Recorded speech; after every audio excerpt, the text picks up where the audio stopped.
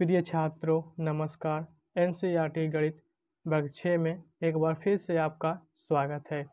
आज प्रश्नावली 3.1 से हल करेंगे, जिसमें प्रश्न संख्या 1 में है 15 के सभी गुणनखंड लिखें। ठीक है, तो आपको 15 के सभी गुणनखंड बनाने से पहले आपको ये गुणनखंड समझना होगा। ठीक है, गुणनखंड का मतलब होता है, मान लीजिए कि आपका एक एग्जाम्पल के माध्यम से समझ लेते हैं। जैसे कि यहाँ पे 5 ले लेते हैं। ठीक है, अब ये 5 का गुणनखंड क्या क्या हो सकता है वो संख्या को समझना है। तो ये 5 का गुणनखंड इस तरह से होगा, 5 गुना 1। ठीक है, ये इसको हम 5 यहाँ पे 1 गुना 5। ठीक है, यानी इस तरह से हम इसको लिख सकते हैं। इस चीज़ को ही गुणनखंड कहते हैं। ठीक है, तो आप देख रहे हैं कि 5 का गुणनखंड करने में या तो एक बार में आएगा और नहीं तो खुद यानी कि खुद 5 बार में आएगा। ठीक है, तो यही विधि गुणनखंड विधि कहलाता है। ठीक है, तो आपको इसी चीज़ से 15 के सभी गुणनखंड को लिखना होगा और समझना होगा। ठीक है, आप लोग जब भी पढ़ने बैठिए तो समझने के साथ साथ कॉपी पे नोट करते जाइए। ठीक है, जिससे आपको भविष्य में जो है दोबारा वीडियो को देखना ना पड़े। ठीक है, तो यहाँ लिखेंगे हल। उसके बाद लिखना है 15 के सभी गुणनखंड लिखने के लिए 1 करेंगे। ठीक है, यहाँ पे जो है एक हमेशा कोई भी संख्या का गुणनखंड निकालना हो तो 1 सर्वप्रथम होगा, क्योंकि एक बार में वो हमेशा संख्या होती है। तो 1। ठीक है, इसी तरह से ये 3 से भी विभाज्य है, यानी कि 3 से इसका गुणनखंड हो रहा है तो 3 भी लिखेंगे। ये 5 से भी हो रहा है। ठीक है, तो 5 से भी लिखेंगे। और ये कितना से हो रहा है, खुद 15 से भी हो रहा है। ठीक है, तो आपको इस गुणनखंड को निकालने के लिए आपको क्या करना है कि इस संख्या को निकालने के लिए आपको भागा देना होगा। ठीक है, अगर हम जान रहे हैं कि 3 का गुणनखंड 15 हो सकता है तो वहाँ पे हम क्या करेंगे, 3 से इसको डिवाइड करके देख लेते हैं। तो 5 वेरी में जो है ये क्या हो जाता है, समाप्त हो जाता है। मतलब ये पूरा पूरी कट गया। मतलब 15 का एक गुणनखंड 3 भी हो सकता है, 5 भी हो सकता है और 15 भी हो सकता है। ठीक है, तो इस तरह से आप भागा देकर भी गुणनखंड निकाल सकते हैं। अगर आप नहीं समझें तो छोटा सा एग्जाम्पल एक और ले लेते हैं। मान लीजिए कि यहाँ पे हम 2 लेते हैं। ठीक है, और ये 15 का गुणनखंड करते हैं 2 से, तो यहाँ पे कितना हो जाएगा, 7 वेरी में 14, ये 1 शेष बच जाएगा। अब तो ये भागा नहीं लगेगा। तो आप समझ गए हों कि इस चीज़ का, यानी कि जो संख्या पूर्णतः कट जाता है उसका भी गुणनखंड होता है, ना कि इसका। ठीक है, तो आप इसे समझ गए हों। ठीक है, तो ये आपका जो है राइट आंसर हो गया। इसी तरह से प्रश्न संख्या 2 को भी हल करेंगे। ठीक है, तो चलिए प्रश्न को लिख लेते हैं। प्रश्न 2 में है 64 के सभी गुणनखंड लिखें। ठीक है, जिस तरह से प्रश्न 1 को समझें उसी तरह से 64 के सभी गुणनखंड करना है प्रश्न 2 में। ठीक है, तो चलिए यहाँ पे क्या कर, सबसे पहले यहाँ पे 1 लिखेंगे। ठीक है, फिर यहाँ क्या करेंगे, कोमा का निशान लगाएंगे। फिर 64 को हम 2 से डिवाइड करके देख लेते हैं। ठीक है, कि ये पूर्णतः इसका गुणनखंड होगा या नहीं होगा। तो यहाँ 3 वेरी में 6 पूर्णतः क्या होता है, कट जाता है। फिर यहाँ पे 4 लिखेंगे तो 2 2 कम 4 यहाँ पे हो जाता है। ठीक है, यानी कि ये पूर्णतः समाप्त हो गया। मतलब ये आप कह सकते हैं कि 64 का गुणनखंड 1 2 भी हो सकता है ना। तो यहाँ पे 2 इसी तरह से डिवाइड करेंगे तो कितना, 4 में भी 64 जो है पूर्णतः खंड हो रहा है। ठीक है, फिर यहाँ पे जो है 8 से भी हो जाएगी। ठीक, उसी तरह से फिर हो जाएगा कितना से, तो आप बताएंगे 16 से भी हो जाएगा। उसके बाद 32। ठीक है, तो इन सभी संख्याओं से जो है 64 का गुणनखंड हो सकता है। ठीक है, तो आशा है कि आप इसको अच्छी प्रकार से समझ गए होंगे। तो ये आपका क्या हो गया, राइट आंसर है। ठीक है, या खुद से अगर एक बार आप लिखना चाहते हैं तो एक खुद से भी क्या होगा, यहाँ पे 64 भी एक खुद से हो जाएगा। ठीक है, तो ये है आपका राइट आंसर। इसी तरह से प्रश्न 3 को भी हल करेंगे। तो चलिए प्रश्न को फटाक से यहाँ पे लिख लेते हैं। प्रश्न 3 को हमने क्या किया, कॉपी पे लिख लिए। प्रश्न 3 में है निम्नांकित में प्रत्येक के सभी गुणनखंड लिखें। ठीक है, ये प्रश्न 3 में है। पहला प्रश्न का 1 में है 36, यानी 36 का भी क्या करना है, सभी गुणनखंड लिखना है। ठीक है, तो इसी तरह से अभी हम प्रश्न 3 को भी हल करेंगे। तो यहाँ क्या लिखेंगे, हल। ठीक है, उसके बाद 36 का स्वयं होगा एक बार में, फिर ये 2 का भी खंड हो रहा है, ठीक है। फिर इसी तरह से ये 3 का भी हो रहा है, 4 का भी हो रहा है, 6 का भी हो रहा है, ठीक है। उसके बाद ये 9 का भी हो रहा है, और ये 18 का भी हो रहा है, ठीक है। और लास्ट ये 36 का भी होगा, ठीक है। तो ये है 36 का गुणनखंड, ये सभी गुणनखंड हो गया। तो ये आपका क्या है, राइट आंसर है, ठीक है। तो आशा है कि आप इसे भी अच्छी प्रकार से समझ गए होंगे, ठीक है। या आप इसको इस तरह से भी दूसरे विधि से भी बना सकते हैं, ठीक है। तो चलिए इसको दूसरा विधि से भी हम इसको बता देते हैं। इसे समझने के लिए थोड़ा सा एक्सप्लेन इसको कर लेते हैं, ठीक है। 36 को सभी गुणनखंड करने के लिए कि किसका किसका ये गुणनखंड हो सकता है, आप यहाँ 1 गुना 36 बार में करेंगे तो 36 ही प्राप्त होगा, ठीक है। उसके बाद 2 है तो 2 से जब गुना इसको करेंगे तो कितना होगा, ये 18 यहाँ पे आएगा, ठीक है। तो 18 दूनी कितना हो जाएगा, 36, यानी कि 2 से भागा अगर आप 36 में कीजिएगा तो आंसर कितना आएगा, 18। अगर आप इसको आंसर भी देना भागा चाहते हैं तो यहाँ पे आप इसको भागा देकर चेक कर सकते हैं। तो एक बिंदु कितना लगेगा, 2, तो शेष 1 बचेगा, ये यहाँ पे कितना 16, तो 2 8 16, ठीक है। तो देखिए यहाँ पे जो है 18 आ चुका है, ठीक है। तो आप इसे भी समझ गए होंगे, ठीक है। उसके बाद यहाँ क्या लिखेंगे, 3 लिखेंगे, क्योंकि यहाँ पे 3 से भी खंड हो रहा है, तो 3 गुना, अब 3 से हम 36 में भागा देंगे तो कितना आएगा, तो आप कहेंगे 12, ठीक है। तो 12 तिया 36, सॉरी यहाँ पे थोड़ा सा 12 छूट गया है, ठीक है। तो यहाँ पे आप कर लीजिएगा 12, ओके, इससे कोई दिक्कत नहीं होनी चाहिए।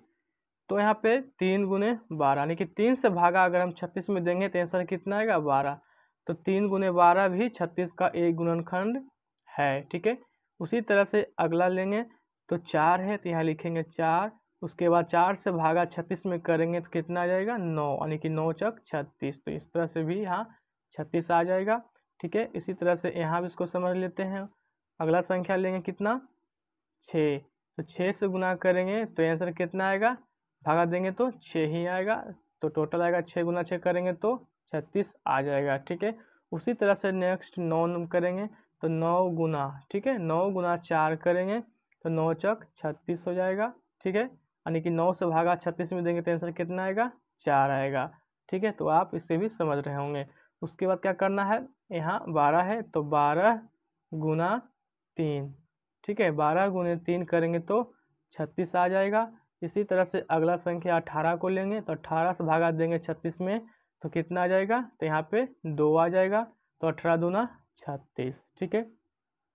फिर इसी तरह से अगला संख्या को लेंगे 36, यानी कि 36 गुना 1, ठीक है। तो कितना आ जाएगा, 36 प्राप्त हो जाएगा। तो आशा है कि आप इसको अच्छी तरह से समझ गए होंगे, ठीक है। इसको हम समझाएं इसलिए कि आपको जो है 36 का गुणनखंड बस इतना ही संख्या से हो सकता है। तो यही तो आपको लिखना था कि निम्नांकित में प्रत्येक के सभी गुणनखंड को लिखें।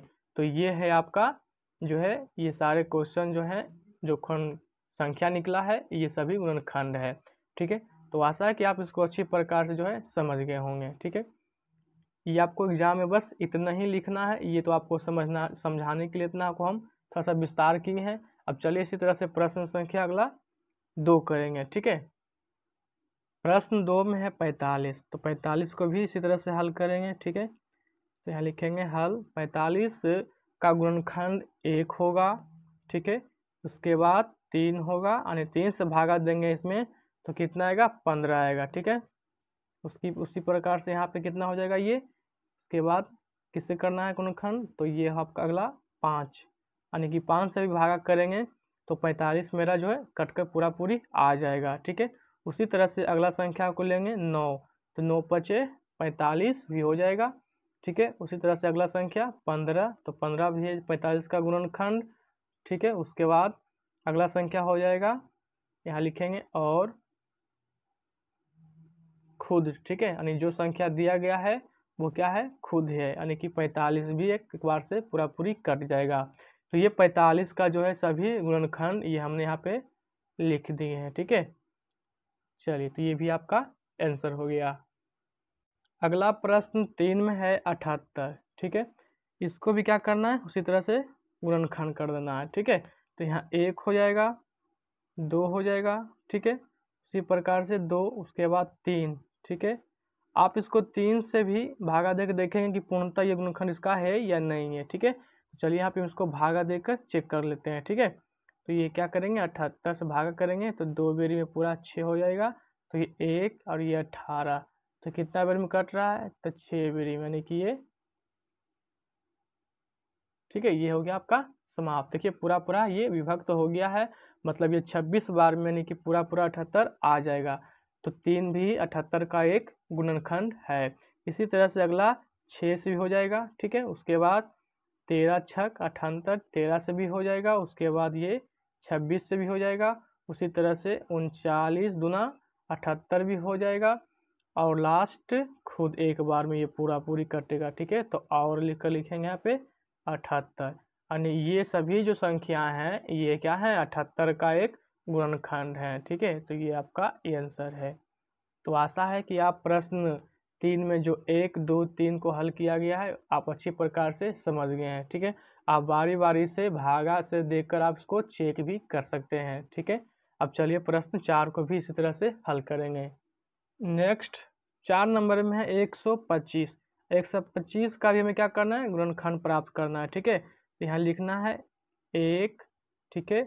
उसके बाद 2, यानी कि ये विषम संख्या है, ठीक है। तो विषम संख्या का गुणनखंड निकालना थोड़ा सा हो जाता है, ठीक है। तो इसको आप चेक करेंगे। तो आप यहाँ 2 से तो ये पूर्णतः नहीं कटेगा, 3 से, ठीक है। 3 से भी ये पूरा पूरा नहीं कटेगा, यानी कि यहाँ डायरेक्ट 5 लगा कर देखते हैं, ठीक है। तो 125 को हम डिवाइड करेंगे 5 से, तो 5 दूना का 10 हो जाएगा। फिर 2 शेष बचेगा, ये 5, 5 पचे 5, यानी कि पूरा पूरी कितना बार में ये 25 बेरी में जो है पूरा पूरी विभक्त हो रहा है। मतलब 1 के बाद जो हो जाएगा कितना, तो 5 हो जाएगा, ठीक है। उसी तरह से 1 हो गया, 5 हो गया। उसके बाद नेक्स्ट 125 खुद होगा, यानी कि 125 भी होगा, ठीक है। तो यहाँ पे क्या लिखेंगे, 25, ठीक है। उसके बाद फिर 125 हो जाएगा, है ना। तो यहाँ 125, तो ये है जो है आपका 125 का गुणनखंड संख्या है, ठीक है। तो आप यहाँ पे क्या लिखेंगे, आंसर, ठीक है। चलिए प्रश्न अगला करेंगे। नेक्स्ट प्रश्न 5 है 144। इसका भी क्या करना है, सभी गुणनखंड को लिखना है, ठीक है। तो इसे आप हल कीजिएगा और हल करके हमें आंसर कमेंट बॉक्स में आप आंसर का कमेंट कीजिएगा, ठीक है। कि आप लोग हल करने के बाद कितना इसका गुणनखंड संख्या लाए हैं, ये आपको खुद करना होगा, ठीक है। ये बहुत ही आसान है, क्योंकि ये सम संख्या, और सम संख्या का गुणनखंड निकालना बहुत ही आसान होता है, ईजी होता है। क्योंकि आपको सभी क्वेश्चन को बारीकी तरीके से 4 क्वेश्चन को सॉल्व कराया गया है। अगर आप अच्छी प्रकार से समझ में आ गए होगा अब, तो आप क्या करना है कि प्रश्न 5 को होमवर्क के तौर पे आपको नोट करके इसको बनाना है, ठीक है। और आंसर आपको कमेंट बॉक्स में जरूर देना है, ठीक है। तो चलिए प्रश्न अगला 4 को हल करेंगे। प्रश्न 4 को हमने कॉपी पे लिख लिए हैं। प्रश्न 4 में है 14 के सभी गुणज लिखें, ठीक है। तो चलिए इसको भी हल करेंगे। तो यहाँ लिखेंगे हल, क्योंकि ये लिखना बहुत ही जरूरी है, ठीक है। तो यहाँ 14 का हमें सभी गुणज लिखना है। गुणज मतलब होता है गुणा के रूप का खंडन, ठीक है। तो 14 का हमें सभी गुणज लिखना है। तो 14 गुना 1 बराबर कितना होता है, 14, ठीक है। फिर 14 यानी कि टेबल लिखना होता है, ठीक है। तो 14 गुना 2 इक्वल टू कितना, 28। फिर 14 गुना 3, तो कितना हो जाएगा, चौतिया 42। फिर 14 गुना 4, तो कितना होगा, 14 चक 56, ठीक है। फिर 14 गुना 5 करेंगे तो 14 पच्चे 70। फिर 14 गुना 6 करेंगे तो कितना हो जाएगा, 14 छक 84, ठीक है।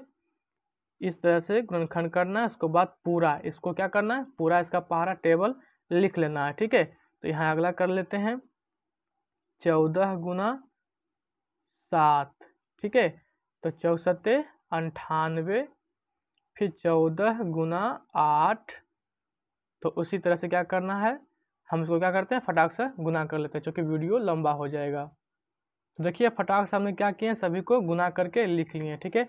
अब यहाँ से आपको लिखना था 14 के सभी गुणज, तो आपको यहाँ क्या करना है, यहाँ लिख देना है 14 के सभी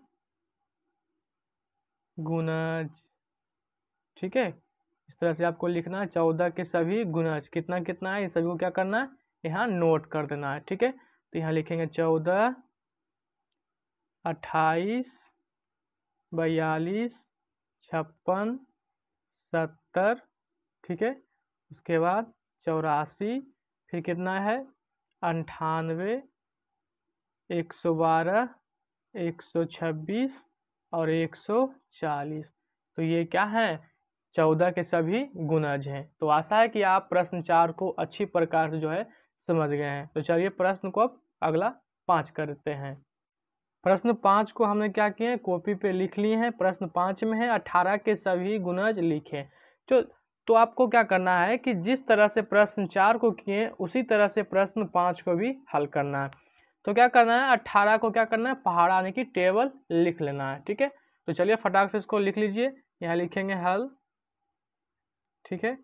और इस तरह से लिखेंगे 18 का 18, 18 दूनी 36, 18 तिया 54, ठीक है। यहाँ 54 हो जाएगा, 18 चौक 72, 18 पचे 90। इसी तरह से आपको लिखते जाना है। तो आशा है कि आप प्रश्न 5 को भी अच्छी प्रकार से समझ गए होंगे, ठीक है। तो चलिए प्रश्न संख्या आप 6 को हल करेंगे।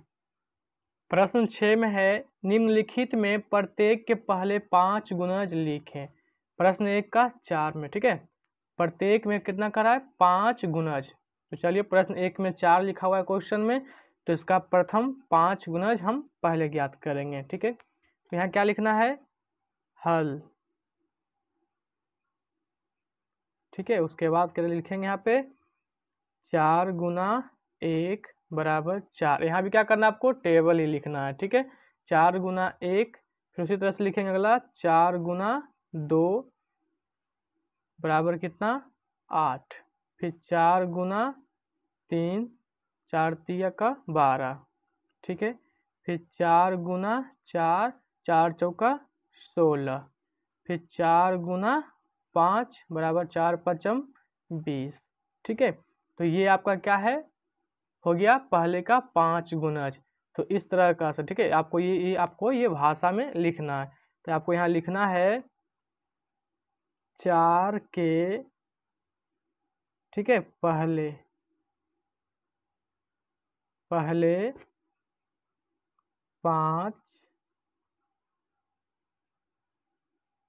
गुणज क्या क्या है। तो यहाँ लिखेंगे 4, 8, 12, 16 और 20 है, ठीक है। ये इस तरह से आपको लिखना है और इस तरह से आपको एग्जाम में भी नोट करके आना है, ठीक है, लिख कर अच्छी प्रकार से। तो आशा है कि आप प्रश्न 6 को भी समझ गए होंगे, ठीक है। तो इसी तरह से प्रश्न 2 को हल करेंगे। तो यहाँ प्रश्न 2 को लिख लेते हैं, ठीक है। चलिए यहाँ क्या लिखेंगे, हल। तो यहाँ भी उसी तरह से जैसे 4 बनाए हैं ना, उसी तरह से आपको प्रश्न 2 में भी 12 को हल करना है। तो चलिए इतना जो है आप खुद कर लीजिएगा, ठीक है। आप तो समझ गए होंगे, तो इतना हम नहीं करते हैं, तो डायरेक्ट ये इसको हल करेंगे, ठीक है। तो यहाँ सिर्फ लिखेंगे 12 के पहले, ठीक है, पहले 5 गुणज है, ठीक है। तो लिख देंगे यहाँ पे फटाक से 12, 24, 12 तिया के 36, 12 चौक 48 और 12 पचे 60, ठीक है। तो इस तरह से हमें सभी क्वेश्चन को बारी बारी तरीके से बनाना है और इसको अच्छी प्रकार से समझना है। तो आशा है कि प्रश्न संख्या 1 से लेकर 6 तक को अच्छी प्रकार से समझ गए होंगे। बाकी जो क्वेश्चन शेष बच गए हैं वो आप खुद कर लीजिएगा, क्योंकि आप सीखे। अगर वीडियो अच्छा लगा है तो वीडियो को लाइक करें, कमेंट करें तथा अपने दोस्तों में शेयर कीजिए, ठीक है।